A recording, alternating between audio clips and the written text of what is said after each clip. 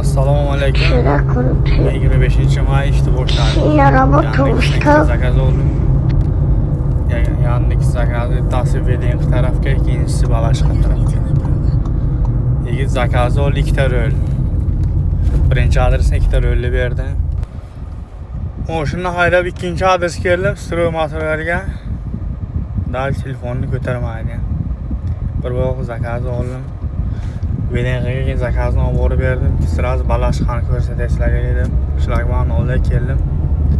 Shlagman oldiga kelgandan keyin tog'dan oyna oldim, borib propuskan oldim. Tog'a pechat urdirasan dedi, mayli dedim. Oğlum mashinaga o'tirdi yigit. To'g'ridan bir portet chaqachi.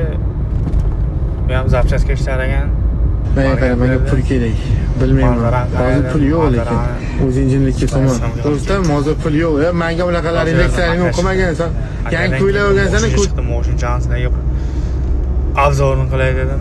Obzorni qilgandan keyin shu kojinni skilab deydi, nima deydi, rolli to'g'iladigan joyga rolli olib kelib beraman desam, aka yo'q. Aka ko'chaga sigaret chekadi. Oling ikkita rollingiz bog'lam dedim. Ikkita rolli olgandan keyin pechat turgan dedim. Pechat turgandan keyin zakaz yo'q, so'ngga qilaman, yesini chiqib ketdi. 3 ming 100 so'm bergan ekan.